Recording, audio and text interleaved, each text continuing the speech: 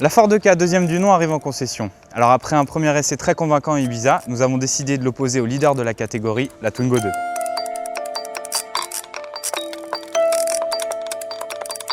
Cette nouvelle Ka arrive certes tard sur le segment des citadines. Il faut savoir que ce marché est le seul en augmentation en 2008, donc elle s'expose vraiment à une grosse concurrence. Et la petite surprise, c'est justement la Twingo 2, malgré son style très décrié, qui arrive vraiment en tête de la catégorie, le leader incontesté. Alors il faut savoir pour la petite histoire aussi que la Ka est le fruit d'une collaboration entre Ford et Fiat, alors que la Renault est une fabrication 100% Renault.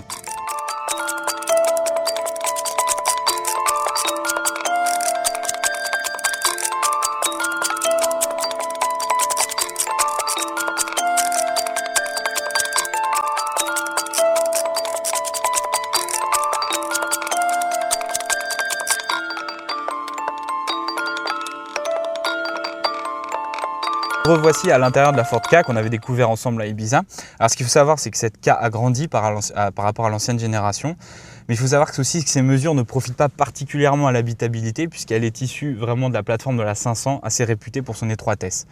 Alors tout du moins aux places arrière, ce qu'il faut savoir, c'est que les grands gabarits ne supporteront vraiment pas un long trajet. Alors au niveau de l'aménagement intérieur, comme je vous l'ai dit au départ, c'est vraiment issu de la 500 avec un levier de commande en hauteur, des bouches d'aération, une console centrale similaire. Donc c'est beaucoup plus avenant que sur la Twingo, beaucoup plus design, beaucoup plus jeune, beaucoup plus fun. Pour la modularité, on préférera vraiment la Twingo. Le volume de coffre est en progrès puisqu'il s'établit à 224 litres. Mais son point faible justement, c'est qu'il n'y a pas de bouton d'accès au coffre de l'extérieur comparé à la Twingo. Tout se fait à la clé. Donc regardez, hop, on est à chaque fois, et encore ça ne marche pas toujours, obligé d'appuyer sur la clé pour avoir accès au coffre. Donc c'est pas très pratique, surtout qu'il n'y a pas de bouton d'ouverture à l'intérieur de l'habitacle. Nous voici dans l'habitacle de la petite française, la Twingo 2. Alors vous pouvez vous apercevoir que l'ambiance est beaucoup plus sobre, beaucoup plus épurée, voire même un peu triste on pourrait dire, avec une ergonomie un peu plus privilégiée au niveau des boutons, des commandes. C'est pas très fun par rapport à une Ka, mais bon, ça privilégie le côté pratique. Donc nous, ce qu'on a vraiment apprécié, c'est l'espace. Au niveau du poste de pilotage, notamment, on a vraiment de l'espace aux coudes et aux jambes, surtout pour les grands gabarits, et aussi aux places arrière. La modularité est beaucoup mieux pensée que sur la Ka. La capacité de chargement du coffre de la Twingo est vraiment supérieure à la Ka, puisque ce dernier oscille entre 230 litres et à peu près environ 1000 litres, donc ce qui reste beaucoup de capacité. Donc on dira pour le fun, il faudra choisir la Ka, mais pour le côté pratique, la Twingo 2. Deux niveaux de finition au catalogue de la Ford Ka, ambiante et titanium, avec un niveau de personnalisation assez important, qui offre dès l'entrée de gamme la climatisation, le verrouillage centralisé, les lève-vitres électriques.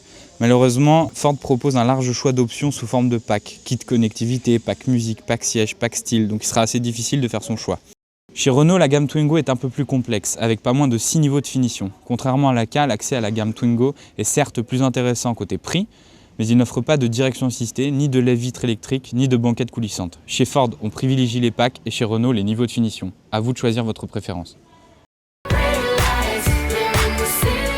Ford a profité pleinement de son partenariat avec Fiat. Il en a même repris le 1,3 litre multijet de 75 chevaux, issu de la Panda et de la Fiat 500. Donc c'est un moteur qui est connu pour sa fiabilité, aussi pour son caractère assez vaillant et son appétit de moineau. Donc nous on a relevé à peine 5 litres sur un parcours mixte, donc c'est vraiment une bonne nouvelle. Autre bonne nouvelle, c'est qu'il est aussi éligible à un bonus de 700 €. Du côté des points négatifs, on le trouve assez présent dans l'habitacle, donc ça peut se montrer un petit peu gênant à la longue. Et aussi, il faudra vraiment le cravacher un peu plus, parce que 75 chevaux, c'est bien pour la ville, mais pour les grands espaces, il faudra y aller un petit peu plus. Côté comportement, on l'avait déjà vu lors d'un précédent essai à Ibiza, cette Ka se démarque par son caractère plutôt vif. Elle s'extirpe assez facilement de la circulation, c'est idéal en ville, très maniable pour se garer, c'est vraiment un régal. Le seul petit défaut, ce serait la visibilité arrière pour les créneaux et pour se garer, c'est un peu difficile. Comme la Ka, la Twingo reçoit pour la première fois de son existence un diesel. Il s'agit du 1,5 litre DCI dans sa version 65 chevaux. Une version 86 chevaux arrivera bientôt. Malgré sa puissance inférieure, c'est un moteur qui se démarque du multijet par sa souplesse et sa discrétion. Donc la consommation est légèrement supérieure, mais ça ne va pas chercher bien loin. Au niveau du comportement maintenant, la Twingo, on a remarqué nous vraiment, c'est au niveau du poste de pilotage, déjà on est beaucoup plus à l'aise, beaucoup moins étriqué que dans la Ka. Donc ça c'est un plus surtout pour les grands gabarits. Maintenant, ce véhicule qui est à usage citadin ne rechigne pas, contrairement à la Ka, toujours aller dans les grands espaces. C'est bien amorti, c'est une voiture dynamique, elle a un caractère plus polyvalent que la Ka. Alors quels sont les atouts de ce Challenger d'un jour? Tout d'abord c'est sa bouille super craquante, que nous on adore vraiment comparé à la Twingo. Aussi c'est son niveau d'équipement qui reste assez varié, il se situe à peu près au même niveau que la Twingo. Maintenant sur le thème de la modularité, c'est la Twingo qui l'emporte.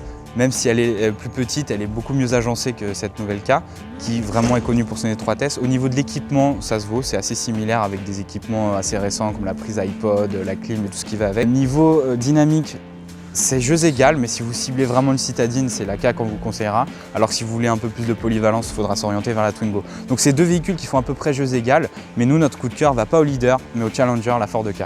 Au chapitre des tarifs, il faut savoir que les constructeurs pratiquent deux politiques différentes. Renault affiche un prix d'attaque très intéressant à 8 000 €, avec un niveau d'équipement assez bas de gamme, il faut le dire, avec des tarifs qui s'échelonnent jusqu'à 16 000 €. De son côté, Ford a voulu relever son prix d'attaque à 9 000 €, mais avec un niveau d'équipement supérieur, donc une entrée de gamme plus intéressante, avec des tarifs qui s'échelonneront jusqu'à 13 000 €.